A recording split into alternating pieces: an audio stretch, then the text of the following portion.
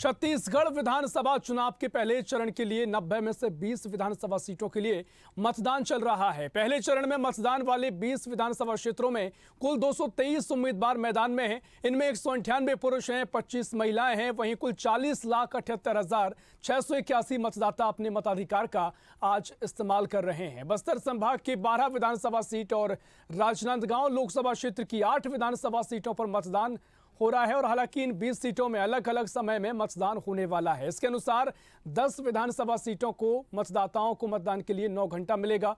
वहीं बाकी की जो 10 सीटें हैं उनके लिए 8 घंटे का समय मिलेगा, जिसमें से 7 बजे से लेकर 3 बजे तक पहली 10 सीटों में मतदान हुआ। उसके बाद की जो 10 सीटें हैं उनमें 8 बजे से शाम 5 बजे तक मतदान चलेगा। वहीं पहले चरण में 7 नवंबर यानी आज पंडरिया, कवर्धा, खैरागढ़, डोंगरगढ़, राजनांदगांव, डोंगरगांव, खुज्जी, बस्तर, जगदलपुर और चित्रकूट विधानसभा क्षेत्रों में सुबह 8 बजे से शाम 5 बजे तक ही मतदान होगा। वहीं मोहला, मानपुर, अंतागढ़, भानुप्रतापपुर, कांकेर, केशकाल, कोंडागांव, नारायणपुर, दंतेवाड़ा, बीजापुर और कोंटा विधानसभा क्षेत्र में सुबह 7 बजे से दोपहर 3 बजे तक वोट डाले जाएंगे। पहले चरण में मतदान वाले 20 विधानसभा क्षेत्रों में कुल 223 उम्मीदवार मैदान में हैं। पहले चरण में राज्य के कुल 40,78,681 मतदाता अपने मताधिकार का इस्तेमाल कर रहे हैं। इनमें 19,93,937 पुरुष मतदाता हैं, 20,84,675 महिला मतदाता हैं। और महत्वपूर्ण बात यह भी है कि महिला वोटर्स की संख्या इस बार छत्तीसगढ़ में बढ़ी है। मिजोरम और छत्तीसगढ़ 2 ऐसे राज्य हैं जहां महिलाओं का वोटिंग में योगदान इस बार ज्यादा रहने वाला है। बता दें कि 69 तृतीय लिंग मतदाता भी शामिल हैं। वहीं पहले चरण में कुल 5,304 मतदान केंद्रों में वोट डाले जाएंगे। इन 20 विधानसभा सीटों की बात करें तो पहले चरण के मतदान में कई दिग्गजों की साख दांव पर लगी है। दिग्गज उम्मीदवारों में बीजेपी से पूर्व मुख्यमंत्री डॉक्टर रमन सिंह हैं और उनकी कैबिनेट में रह चुके 5 मंत्री शामिल हैं, जबकि कांग्रेस से भूपेश बघेल के 3 मंत्री, 1 सांसद और कांग्रेस के प्रदेश अध्यक्ष दीपक बैज और मौजूदा विधायकों की किस्मत 7 नवंबर को आज लिखी जा रही है। राजनांदगांव विधानसभा बेहद अहम है क्योंकि ये सीट पूर्व सीएम डॉक्टर रमन सिंह का गढ़ मानी जाती है। साल 2008 से 18 तक वे इसी सीट से चुनाव लड़ते आए हैं और जीतते भी आए हैं और इस साल भी रमन सिंह को राजनांदगांव विधानसभा सीट से चुनावी मैदान में बीजेपी ने उतारा है। वहीं रमन सिंह को टक्कर देने के लिए कांग्रेस ने पार्टी के वरिष्ठ नेता गिरीश देवांगन को यहां से खड़ा किया है। बता दें कि कोटा विधानसभा पर 24 साल से लगातार कांग्रेस पार्टी का कब्जा है और इस बार भी कांग्रेस ने कोंटा सीट से लगातार 5 बार विधायक रहे और छत्तीसगढ़ सरकार में मंत्री कवासी लखमा को मैदान में उतारा है। तो समीकरण काफी महत्वपूर्ण रहे हैं, लेकिन अब जो लड़ाई है वो काफी दिलचस्प हो जाती है क्योंकि तमाम दिग्गज यहां पर मैदान में हैं। बीजेपी की साख दांव पर है तो कांग्रेस को जो अपनी 19 सीटें इस संभाग, दोनों संभाग में पिछले चुनाव में जीती थी, इनको बचाने की एक कोशिश यहां पर रहेगी। चुनौती भी इसे कहा जा सकता है। तो पहले चरण में 20 सीटों पर मतदान और 20 सीटों पर मतदान का समय अलग अलग है। 10 सीटों का समय 7 से 3 बजे तक है, तो वहीं अगली 10 सीट जो है उनका समय 8 से 5 बजे तक है। कुल मिलाकर इन 20 सीटों पर मतदान है और ये 20 सीटें काफी महत्वपूर्ण है क्योंकि कहा जाता है कि छत्तीसगढ़ की सत्ता का द्वार इन्हीं 20 सीटों से होकर गुजरता है।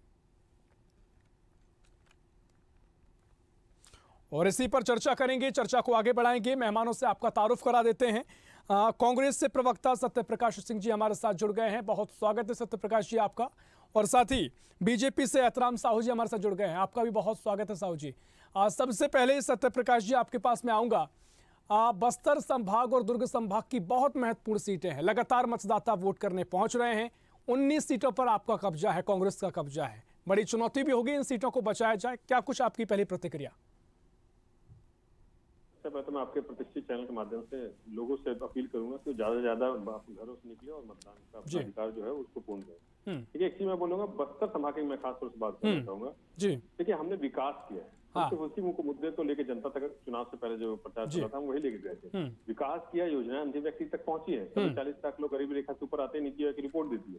तो अखबार और खबर छपता है कि 35 साल बाद सरकारी अस्पताल में बस्तर अंदरूनी क्षेत्र में ऑपरेशन हो रहे हैं। तो हमने काम किया, पैसा खरीदी हो या जमीन वापसी की बात हो जो इन्होंने हड़प के दे दिया था, या फर्जी केस लगे बाद हमने फर्जी केस हटा के जेलों से बाहर निकाला है।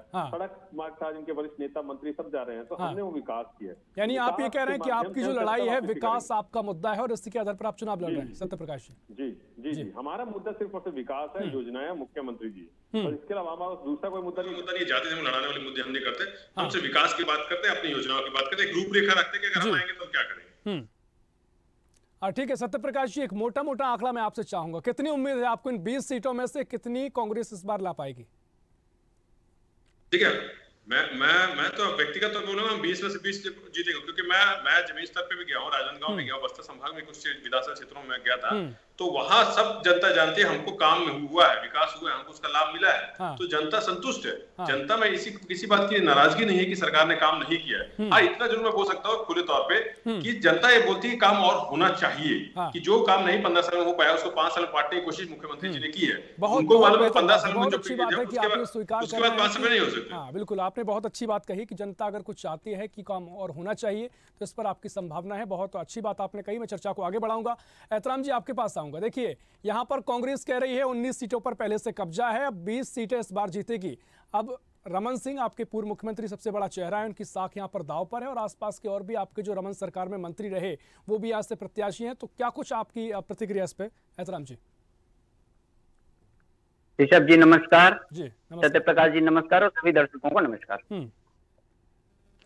ऋषभ जी 20 विधानसभा में आज मतदान है, लोकतंत्र का यह महापर्व आज से शुभारंभ हो गया है जी। और इन 20 सीटों पे हमारे कार्यकर्ताओं से, वरिष्ठ नेताओं से हमारी लगातार बातचीत हो रही है। सबका कहना है कि भारतीय जनता पार्टी के पक्ष में अच्छा रुझान है। और इसका कारण ये भी है, पिछले 15 सालों में भारतीय जनता पार्टी ने जल, जंगल, जमीन, युवा, महिला, वृद्धों के लिए जो कार्य किया था जी जी एहतराम जी देखेंगे तो उन्हीं वादों को पुनः ये कर रहे हैं, तो जनता कैसे विश्वास करेगी।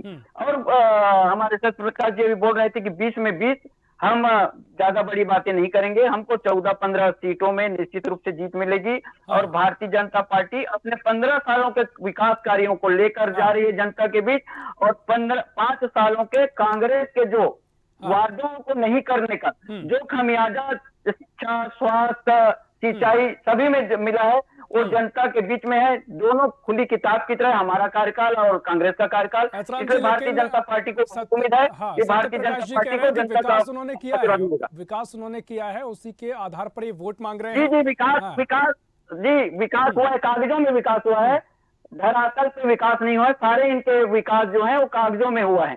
एक भी इन्होंने स्कूलें नहीं खोला, शिक्षकों का अभाव है, डॉक्टरों का अभाव है, सिंचाई के साधनों का अभाव है, युवाएं चले गए हैं, वृद्ध चले गए हैं, महिलाएं चली गई हैं। तो विकास तो कागजों में हुआ है, सिर्फ ये विकास कागजों में दिखा के विकास किए हैं, धरातल पे कुछ भी नहीं है। उसी का सत्यप्रकाश जी के पास में आऊंगा, लेकिन एहतराम जी आपने जो बातें कही उस पर एक मैं उदाहरण के जरिए आपसे चर्चा को आगे बढ़ाऊंगा।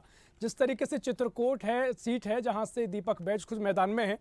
पिछली बार जब हमने देखा लगातार कांग्रेस यहाँ से अभी जीत रही है, लेकिन जो 2013 से पहले आपकी जब यहाँ से विधायक हुआ करते थे, टाटा स्टील प्लांट यहाँ पर लगने की चर्चा हुई, जमीनों का अधिग्रहण हुआ, एक बड़ा मुद्दा यहाँ पर रहा है और लगातार ये मुद्दा उठता आया है। तो ऐसे में जब कांग्रेस के विधायक बने, कांग्रेस की सरकार बनी, तो जमीनों को वापस कराया गया, तो यहाँ के जो लोग थे, आदिवासी थे, वो कांग्रेस सरकार से खुश नजर आए हैं। तो आप जो विकास की बात आप कह रहे हैं कागजों में हुआ है, तो इससे कांग्रेस को फायदा मिल सकता है। एहतराम जी विकास नगर नार जो स्टील प्लांट वहां पे लगा है, उसमें इन्होंने बार बार जनता को दिग्भ्रमित करने का प्रयास किया कि ये प्लांट केंद्र सरकार बेच रही है। मोदी जी और अमित शाह जी ने लाखों जनता के बीच इस बात को बोला है कि हम कोई भी प्लांट नहीं बेच रहे हैं, जनता की उन्नति पे हम लगातार इधर एक प्रयास करेंगे। और खासकर बस्तर संभाग में जो 2003 के पहले अति पिछड़ा कहलाता था बस्तर, आज उस बस्तर की स्थिति देखिए। ये कांग्रेस वाले ये बोलते हैं कि हमने पिछले 5 सालों में सुधारा है। ऋषभ जी 5 सालों में इतना बड़ा परिवर्तन नहीं आता, पिछले 2003 से 15 सालों में जो सुधार हुआ है उसी सुधार को आगे बरकरार नहीं रख पाए। अभी बस्तर की स्थिति कुछ और होती। ठीक है चर्चा को आगे बढ़ाऊंगा, प्रतिक्रिया लेंगे। सत्यप्रकाश जी आपने भ्रमित करने का काम किया है, आवास में आपने भ्रमित करने का काम किया है, आपने तमाम जो धान खरीदी के मसला रहा उसमें भ्रमित करने का काम किया, ऐसे बीजेपी आरोप लगाती रही है। इन तमाम चीजों को एक साथ आप पूरी प्रतिक्रिया इस पर दीजिए। सत्यप्रकाश जी। देखिए ऋषभ जी, मैं बात बोलूंगा। किसानों को 2100 बोल के 300 बोनस बोल के नहीं दिया, हमने उनको उनका हक दिया। हाँ। तो किसान किसके ऊपर भरोसा करेंगे? सबके सामने। आदिवासी जैसे आपने खुद ने बात की, हमने जमीनें वापस दी है, वनोपज की खरीदी की है, 6 वनोपज 65 की वनोपज की खरीदी हो रही है। वहां पे स्कूल, इन्होंने 300 स्कूल बंद किए, आत्मा स्कूल खोले हैं। हाँ। तो किस आदिवासी किस पे भरोसा करेगा? वो भी सबके सामने। युवा, जब इनकी सरकार थी 22% था बेरोजगारी दर, और आज 1% से कम है। और 2023 में के छत्तीसगढ़ के इतिहास में, 23 के इतिहास में पहली बार हुआ था सीधी भर्ती हुई थी। आपको मालूम है ऋषभ जी, 2018 में पहली बार छत्तीसगढ़ को शिक्षक मिले था, इससे पहले शिक्षक कर्मी होते थे। तो ये युवा भी जानता है किसने करके दिखाया। हाँ। महिलाओं की बात करें, स्वयं सहायता समूह का इन्होंने बोला कर्जा माफ करेंगे, हमने किया। दूसरा महिला अपराध में दूसरे नंबर पर छत्तीसगढ़ था, आज 15 नंबर पे है। तो महिला भी जानती है किसके ऊपर भरोसा है। तो जैसे मैंने आपको बोला, हर वर्ग के लिए काम किया, तो जनता के सामने मैंने खुल के रख दिया कि किस वर्ग के लिए क्या हुआ, पता चला हमने 5 साल में क्या करके दिखाया। सत्यप्रकाश जी, देखिए जो इस बार फाइट देखने को मिल रही है, इसलिए ऐसा कहा जा रहा है कि जो टक्कर है वो नेट टू नेट ही, एक तरफा मुकाबला इस बार नहीं कहा जा सकता, क्योंकि आप जरूर 75 पार का नारा दे रहे हैं, लेकिन पिछली बार जो 2018 के परिणाम रहे थे, 32% वोट प्रतिशत यहां पर बीजेपी का रहा था, जबकि 15 सीटें सिर्फ उनको मिली थी, यानी वोट प्रतिशत बढ़ा था। और इस बार भी अगर 5 साल की आपकी सरकार रही है, निश्चित तौर पर जो लोग हैं कहीं ना कई जगह पर परिवर्तन की बात कहते नजर आए हैं, तो ऐसे में कांग्रेस के लिए चुनौती हो सकती है। नहीं, मैं तो बोलूंगा चुनौती नहीं, हमने विकास किया ना। देखिए, चिंता या चुनौती तब समझता है जब आदमी काम नहीं करता। इनके जैसे हमारे मुख्यमंत्री जी एसी रूम में बैठे होते, तब उसको बोलते कि चिंता हो रही है क्योंकि हमने काम नहीं किया। रमन सिंह जैसे नहीं है कि हम एसी रूम में बैठे, हमारे मुख्यमंत्री जमीनी स्तर पे गए, 90 विधानसभा प्रदेश देश के इतिहास में एक पहले मुख्यमंत्री जो हर विधानसभा में खुद गए, जमीन स्तर पे लोगों से मिले, वहां उनसे फीडबैक लिया। तो ये हमने काम किया ना, जमीन उतर का काम किया, इसी में काम नहीं किया। इसलिए बोलो, बीजेपी तो अपनी अस्तित्व की लड़ाई छत्तीसगढ़ में लड़ रही है। उनको मालूम है कि 14 से 4 में चले जाएंगे। हाँ, ठीक है, एक उस बात पर भी प्रतिक्रिया दीजिए सत्यप्रकाश जी कि आपने कागजों पर काम किया है, जमीन पर नहीं उतरा है। एतराम जी ने जो बात कही थी, मैं एक उदाहरण दूंगा ऋषभ जी, मैं फिर से उदाहरण, अगर कागज पे काम होता तो 40 लाख लोग गरीबी रेखा से ऊपर आए हैं, ये नीति आयोग की रिपोर्ट नहीं होती। कागज पर काम इन्होंने किया, इसीलिए तो कभी 4000 क्या 400 लोगों भी गरीबी रेखा से ऊपर नहीं है, ये रिपोर्ट आ जाती कम से कम, अगर ये काम कर लेते। कागजों का नहीं होता है। और केंद्र सरकार की रिपोर्ट है ना, जो बताती है कि 27 लाख लोग गरीबी रेखा से नीचे आ गए 9 साल में। तो किस कौन कागज पे काम कर रहा है, कौन जमीनी हद पे उतर के काम कर रहा है, वो जनता के सामने है। और नीति आयोग की रिपोर्ट है, नीति आयोग हमारे अधीन में नहीं आता, केंद्र सरकार के अधीन में आता है। 65 से ज्यादा पुरस्कार पिछले 5 साल में केंद्र सरकार की तरफ से हमको मिले। तो ये दिखता है कि इनको सिर्फ राजनीति करनी है, वो काम हो रहा है, इनको मालूम है। हमारी गोबर खेती की तारीफ मोदी जी करते हैं, योगी जी उसको अपनाते हैं। तो ये सबके सामने एक मुद्दा है नहीं, इनको बिना मुद्दे के कुछ भी बयानबाजी। ठीक है, आपने काम किया है और निश्चित तौर पर कई पुरस्कारों से सम्मानित भी किया गया है। छत्तीसगढ़ के लिए भी गर्व की बात है, क्योंकि कई ऐसे काम हैं, किसानों के लिए तमाम योजना है जिसकी चर्चा देश भर में हुई है। लेकिन एहतराम जी, जिस तरीके से अब आपने तमाम आरोप लगाए, और साथ ही जो कांग्रेस का कहना है काम किया गया है, लेकिन इसके अलावा अगर आप देखें कि आप इस बार दावा करते हैं, इतने सारे उपचुनाव इससे पहले हमने देखे, वो अगर कांग्रेस ने जमीन पर काम ना किया होता तो क्या वजह है कि जनता ने उपचुनाव में भी कांग्रेस पर ही भरोसा किया? जी ऋषभ जी, मैं पहले सत्यप्रकाश जी के जवाब दे दूं। उन्होंने कहा कि 2013 में हमने 2100 रुपया धान का समर्थन मूल्य किया। सत्यप्रकाश जी, घोषणा पत्र पढ़ लीजिए, 2100 रुपया करने की पहल का लिखा गया है। हमने 2100 रुपया देंगे तक करके झूठ नहीं बोले, आपके टाइप 2500 झूठ नहीं बोले। किसानों को 2 साल का बोनस हमने नहीं दिया, इसीलिए तो हमें फिर से अवसर दिया। और इस भोली भाली जनता को आप लोग जो ठगे हो 2 साल बोनस देने की कहकर बात, उस 2 साल की बोनस को हम 25 दिसंबर को सुशासन दिवस मनाते हैं, माननीय अटल जी के जन्मदिन के दिन। उस दिन हमारी सरकार आएगी और तुरंत हम 25 रुपया देंगे। और इन्होंने अभी कहा कि हमारे इस प्रदेश में बेरोजगारी कम है। इसके मंत्री विधानसभा में बताते हैं 18 लाख लोग पंजीकृत बेरोजगार हैं। जो पंजीकृत नहीं है उनकी बात छोड़िए, 18 लाख पंजीकृत बेरोजगार हैं। ये बेरोजगारी की बात करते हैं। शिक्षक को भाजपा ने बनाया। सत्यप्रकाश जी, कांग्रेस ने शिक्षा कर्मी बनाया। आप याद करिए, जब आपके मध्य प्रदेश में दिग्विजय सरकार थी, उन्होंने शिक्षा कर्मी बनाया। और शिक्षक बनाने का काम भारतीय जनता पार्टी की सरकार ने किया, रमन सरकार ने किया। और आप गरीबी कम होने की बात कर रहे हैं। IMF के जो रिपोर्ट है, वो रिपोर्ट बोलता है कि मोदी जी की अन्य योजना से गरीबी कम हुई है। पूरे गरीबी छत्तीसगढ़ में कम नहीं, पूरे देश में कम हुई है। उसका श्रेय माननीय नरेंद्र मोदी जी को जाता है। और अभी हमारे सत्यप्रकाश जी बोल रहे थे कि कागजों में, मैं कागजों का इसका प्रमाण कर दूं, 2 साल का बोनस इन्होंने नहीं दिया, 2500 रुपया धान लेने की बात है, धान का अंतर भी है।